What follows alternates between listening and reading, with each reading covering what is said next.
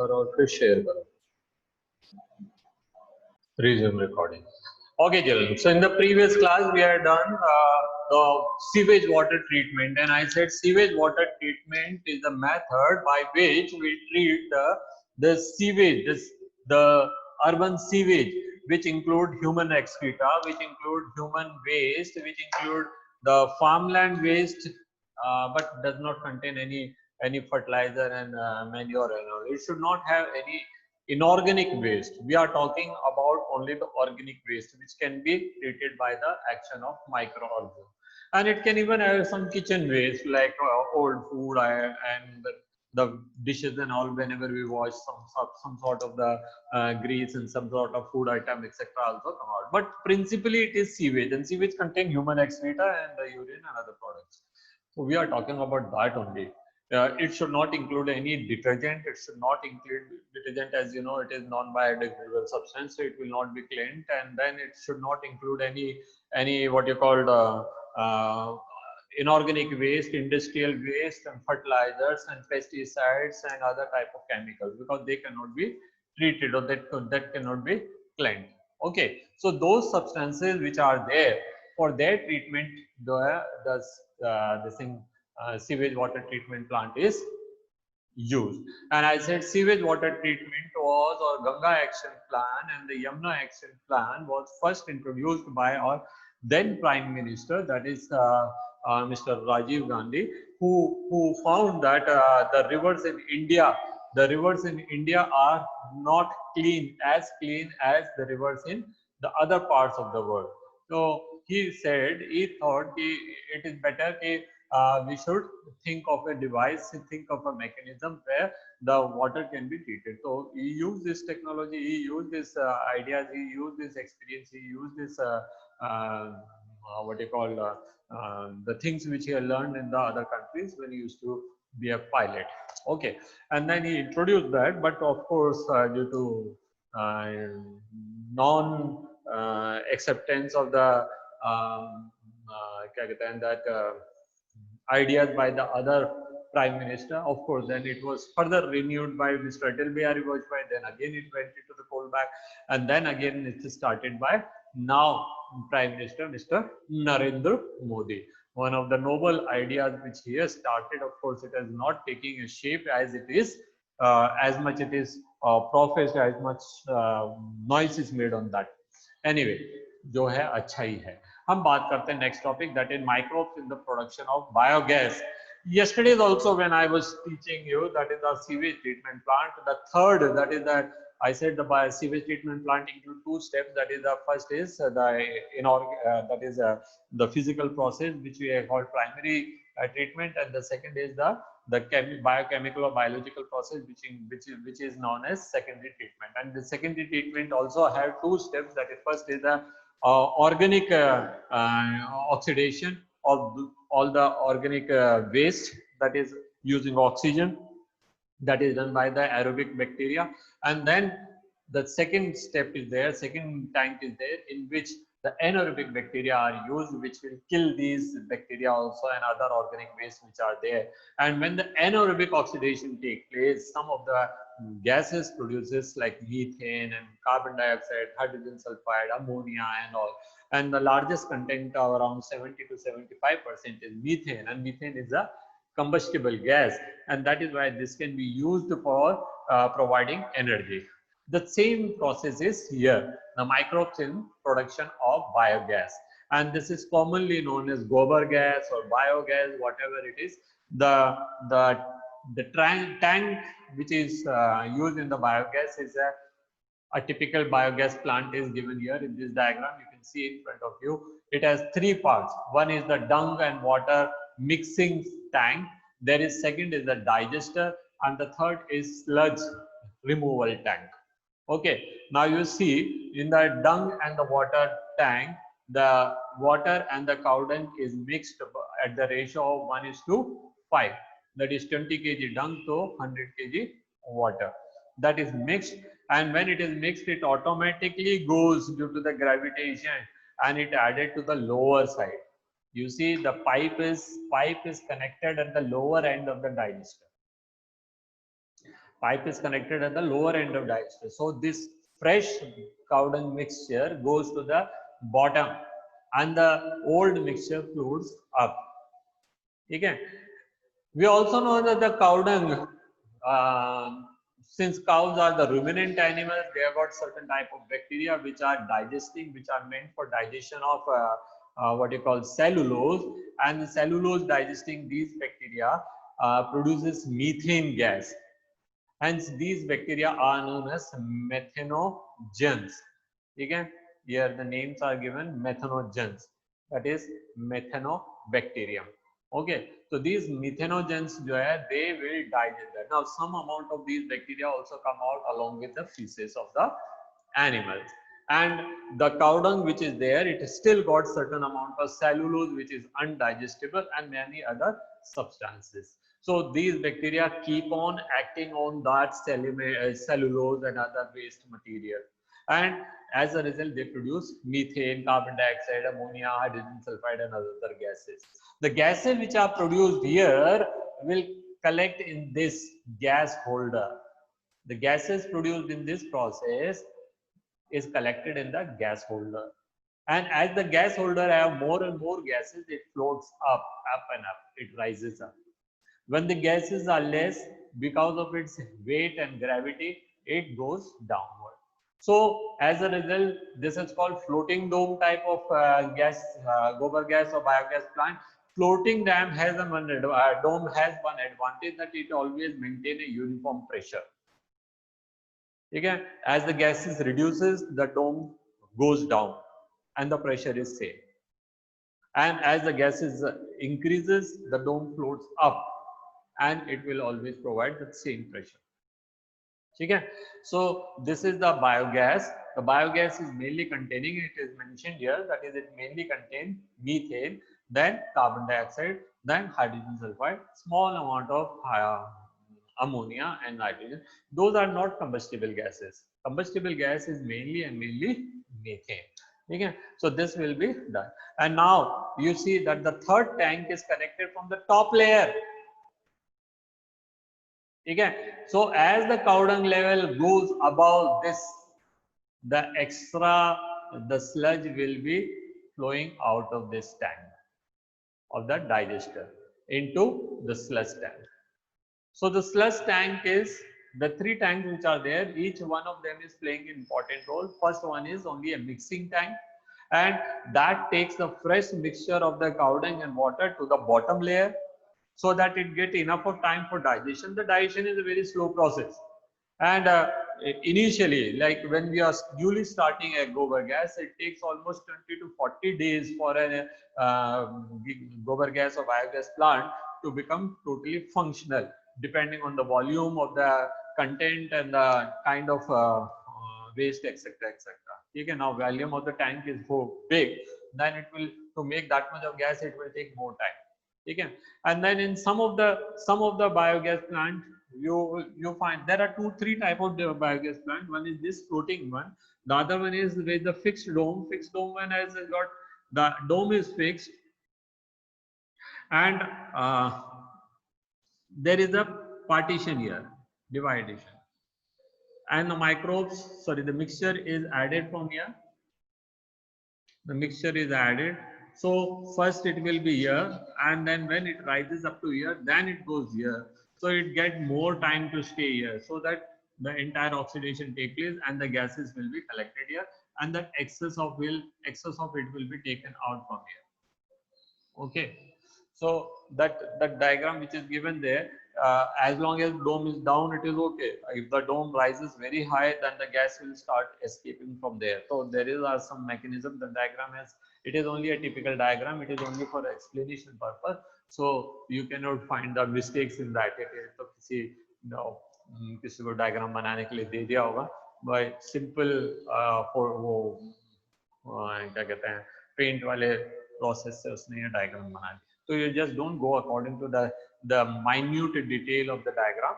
It is just for the explanation purpose. Okay. So the two types, the fixed dome will always have a divider also, so that it will provide it to the longer time to stay in this. So what are more important in this, that the what are biogas that is the what are the things which we are feeding in. So mainly it is cow dung, but it can include even any farmland waste. It can even include any other animals waste. It is not necessary that it should always contain cow dung only, and it can even have the organic waste like पुराना आपका फसल निकल गया वो हो सकता है, any other substance हो सकता है, any substance which on decay produces methane gas. Okay, तो ये हो गए. Then the bacteria which are involved in it are methanogen, which is given here, methanobacterium. ठीक है. The gases which are produced in the biogas are mainly methane, then carbon dioxide, the second largest percent, and then a small percentage of the hydrogen sulfide and ammonia and all, and that is the third important, and small, very small content of hydrogen. Of course, it will have lot of water vapor. ठीक है. And then next is जो अपन को next पढ़ना है, that is sludge. Now, if I tell you if I summarize the advantage of use of biogas, so there are a lot of advantages. See, when we compare the biogas in compared to the upla which they use the dry cow dung. So dry cow dung dry cow dung has less amount of energy. Okay, so calorific value is less, which is somewhere about 4 to 8 kilojoule per gram of what you call cow dung. Whereas for the biogas, it will be around 50 to 54 kilojoules. Okay, so that is very high. Secondly, the cow dung when it is burned, it causes the blackening of the vessels. Whereas the biogas is the clean fuel, clean gas. It does not produce. It produces that cow dung produces a lot of pollution. It is not producing, that is leaving residue. It is not leaving residue that causes the blackening of the vessel. It is not causing the blackening. Okay.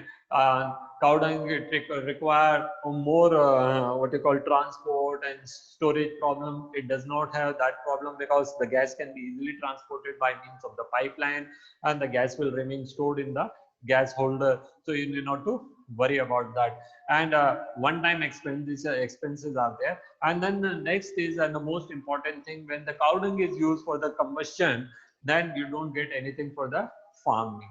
And if you are using it for the making manure, then you don't get fuel for the kitchen. But in the typical biogas plant, you get both the advantage. You get the gases for cooking food, as well as you get the sludge, which is acting as a manure.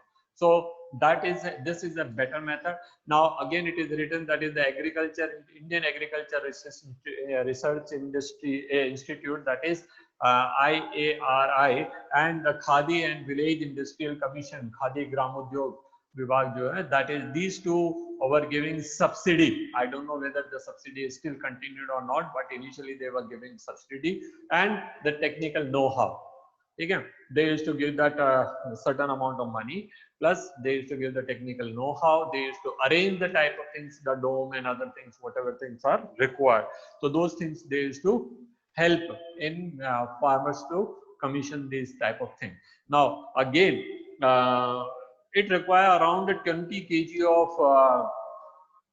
what you call cow dung to run a normal average size of biogas plant.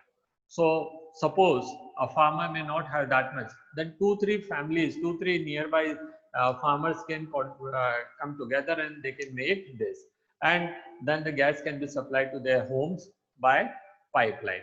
And most importantly, the biogas which is produced have multiple applications. It is not only used in cooking purpose, but it can also be used for lighting purposes where electricity is not there. There are special lamps made which can use this biogas, and they can use for lighting. Then it is also used, there are special type of pumps coming which are using this gas for running the pumps to lift the water and other type of application. Okay, so there it has got multiple applications, and pollution is zero because it is producing carbon dioxide and water, which are acceptable gases, which are healthy gases, because they will be again be used by the plant. Or most importantly, when the this biogas plant is used, the surrounding is clean. You don't get any smell, because whatever cow dung is there, you will simply put in the mixing tank, and you will put water. It goes inside, and whatever decomposition is taking place inside, whatever smell is there inside, and from there it goes to the kitchen where it is burned. So no smell or no unpleasant thing is there, neither the look that is surrounding, because the surrounding also, wherever the cow dung used to be, like if this system not used to be applied, then the cow dung used to be seen all over the road, all over the village. And when this type of systems are installed in the houses, then the dung will be taken. Now those people who are having the dairy farming along with agriculture, for them it is a boon, because when we are talking about the enhancement of food production, I said dairy farm, the shelter should be slanted, and you can make a drainage, and the drainage can directly open into the dung mixer. So this is how it will be a very important thing. So ये हो गया हमारा. Next है, that is the last topic of this chapter, that is the microbe as a biological control agent. We have studied that when the pesticides are used, there are a lot of disadvantages. Pesticides are expensive, or farmers who are almost illiterate, that is a large portion of the farmers are illiterate, even if they are literate, but they don't understand anything.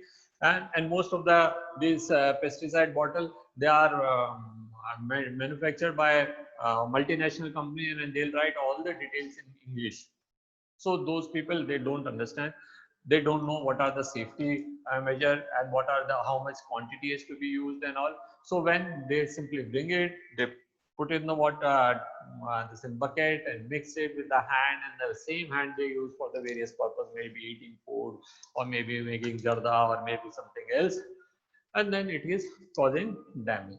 And the pesticide also causes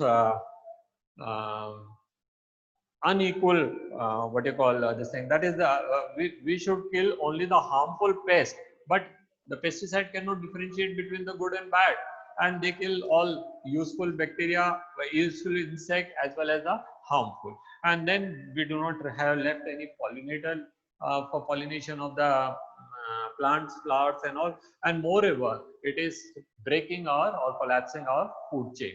So that is why use of pesticide should be reduced, or rather it should be stopped with the immediate effect. But this is not possible, because the amount of agriculture which we are doing, in that the control methods required, which can be only provided by these type of chemicals. Other harmful effects are also there, which I must have summarized somewhere or other, so I am not wasting my time in that. Okay, now if we don't want to use pesticide, then what are the other noble strategies? So the next noble strategy is this, that is the microbe as a biocontrol. Now when we are talking microbe, we are not only talking about the microbes. Okay? See, in agriculture there are methods of controlling the pest that relies on the natural predation rather than introduction of chemicals.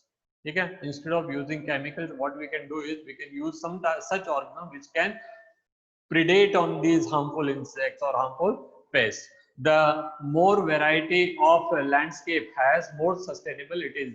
So we should not eradicate certain type of species, because there are no more number of organisms are there, the more stable it will be.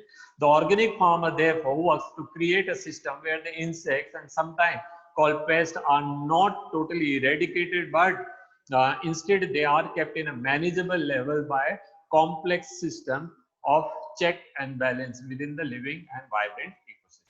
So that is the thing. That is, instead of eradicating them completely, instead of killing all them, instead of what you call completely removing them, what we are doing is we are just bringing them to the manageable level. Khalo thoda bahut. And at the same time you carry out pollination also, and at the same time you become food for some other organisms. So this will be beneficial way. Okay, so that is a conventional method, and this is better than the use of chemical fertilizers. Okay, so yeah, now this is a holistic approach to seek the development and understanding of the web and interaction between the myriads of organisms that constitute the field flora and fauna. So if we use the biopesticide methods, or if we look for the perfect balance between them, the system will be more stable. So that is what the thing is. The organic farmer holds in a view of eradication of the creature that often described as the pest is not only possible but also undesirable. So जो organic farmer होता है वो जानता है कि it is, first of all, it is undesirable. We should not remove all the organisms. And secondly, there is no need also. It is undesirable. First of all, it is impossible. And second, it is undesirable. Or without them, the beneficially predatory parasitic insects will depend upon them, and their number will increase. तो ये जरूरी है. अब कैसे करेंगे साहब? ये अब next topic पे आ जाते हैं. That is, what are the method by which we achieve this target.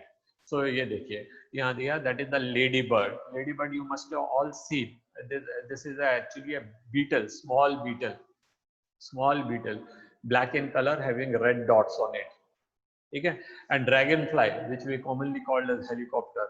We see a lot of these dragonfly in our school field during winter. Okay, so these are useful to get rid aphids and mosquitoes. Aphids are small ants, and mosquitoes, you know.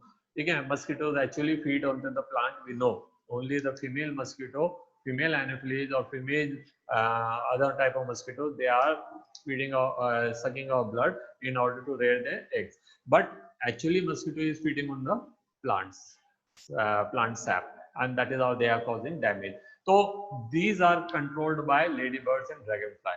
An example of microbial agent that can introduced in order to control butterfly and caterpillar, that is Bacillus thuringiensis. Bacillus thuringiensis, this particular topic is explained in number of chapters. Okay, we are studied in the microbe chapter. We'll study it in the 11th chapter. Then we'll study about the 13th chapter, and we have studied before also. So what is Bacillus thuringiensis? Bacillus thuringiensis is a category of bacteria which used to produce a certain type of chemicals, and these chemicals, when fed by or eaten by certain kind of insects. So these insects, which instead of hydrochloric acid, they secrete some bases in their alimentical canal.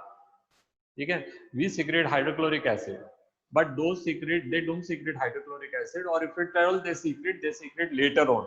First they secrete bases. So Bacillus thuringiensis creates certain type of chemicals, and these chemicals, when they are in the inactive form, when they come in contact with the bases, they become active, and then they kill that bacteria itself. Okay, so these BT, that is the Bacillus thuringiensis, are often available in the market in the form of fine spores, the sachets of the spores. They have to simply dissolve in the water and sprinkle. Now remember, it is not including any chemicals, so it is not harmful. Even if it enters in our body, it is not going to harm, because we secrete hydrochloric acid first, then the base. Okay, so it is not causing any damage to us. Rather, it will cause damage only to these microorganisms, these type of insects which are secreting bases first. So these spores, when spread onto sprayed onto the plant, and whenever any dose of insects which secrete bases, they come and eat them, they invariably eat these spores also, and the spores enters in their body, and they start secreting those chemicals, and these chemicals that will cause harm to those bacteria. Okay, and that is how the number of those bacteria will be limited in an ideal way, without use of any pesticide or chemical in the way. Okay, now next is again baculovirus. Acha, isse pehle wala mein hai. Biological control being developed for the use of treatment of the plant diseases is the fungus, that is Trichoderma, and Trichoderma species are free living fungi. Okay, and they are common to the root ecosystem. They are effective biocontrol agent for the several plant and pathogens. तो ये free living है, रहते हैं वहां पे, लेकिन they will control them. Next is baculovirus. याद रखना है baculovirus, इनके नाम पूछे थे. Their examples of the names were asked 2 years back in the board exams. Baculoviruses are pathogens that attack the insect and the other arthropod. The majority of baculovirus are used in the biological control agents are in the genus Nucleopolyhedrovirus, and the viruses are excellent candidates for species specific narrow spectrum insecticidal application. So if you know that those species of the insects are there, then only you have to use it. They are killing only a certain type of species. So you see, if they are friendly, if they are good one, please don't use it. If they are pests, they are harmful for your crop, and they are there, then use baculovirus, that is Nucleopolyhedrovirus. They have been shown to have no negative impact onto the plant, mammal, bird, fish, and not even the non-target animals or insects. This is especially desirable when beneficial insects are being conserved to aid on the overall integrated pest management. तो ये word IPM याद रखना, ठीक है? मैं तो हर कहीं बोल देता हूँ ये याद रखना वो याद रखना, बट आपको ये याद रखना है, क्या करें? Okay, so these all are the biological method of pest control. Besides this, you use some birds and some animals, that is different. अब now है that is एक छोटा सा topic और बचा है, बायो फर्टिलाइजर पढ़ ही लेते हैं, then we can finish this chapter.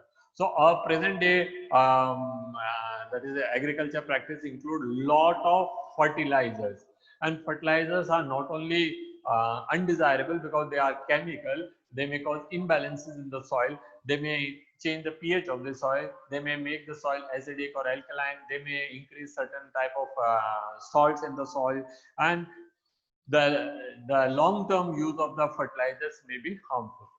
So the better way is use of the biofertilizers.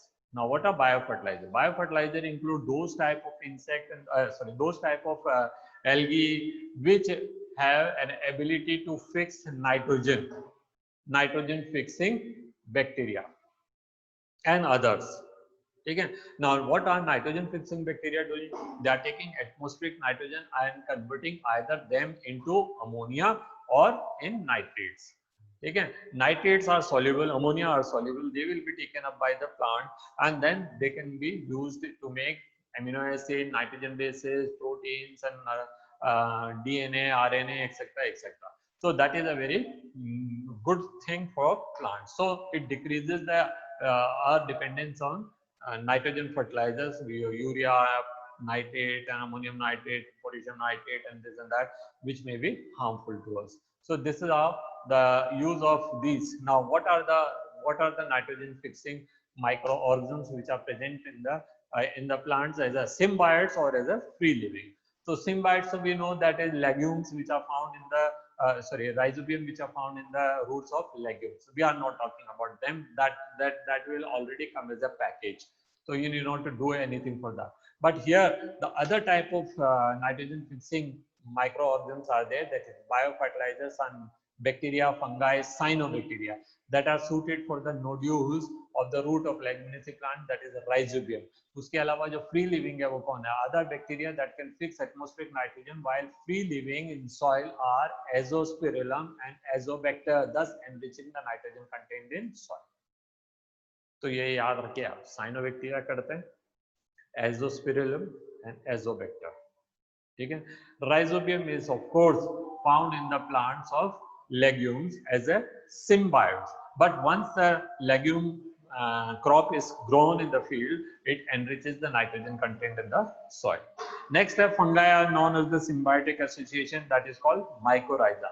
Mycorrhiza जो है, we have studied that they are found in the roots of the higher plants, especially in the gymnosperm. So these क्या करते हैं? They have an ability to fix, dissolve the rocks and take the inorganic minerals. So those plants in which the mycorrhiza is present, they have a better ability to resist against diseases and show better growth rate. ठीक है? Example दे रहे हैं, many members of the genus Glomus and form mycorrhiza and fungal symbiote, and these associates absorb phosphorus from the soil and passes it to the plant. Plant having such association shows benefit also, such as resistance to the root-borne pathogen, tolerance to the salinity, drought, etc., and the overall increase in the plant growth. ठीक है? फिर दे रखा cyanobacteria और autotrophic microorganism, ये paragraph ऊपर होना चाहिए, ये नीचे आ गया. अब इसमें कौन कौन सी चीज आई हैं देखिए, एनाबिना, नोस्टॉक, ऑसिटलेरिया, और बाकी तो ऊपर दे ही रखे हैं, एजोस्पिरिलम एंड एजोबैक्टर. तो these are the bacteria which are actually having an ability to fix atmospheric nitrogen and helping the boosting the production. That's all for today, children. Chapter is over. If you got any problem, you can ask me on Saturday, tomorrow and day after our holiday. Okay, so you can ask your problem on Saturday on the what do you call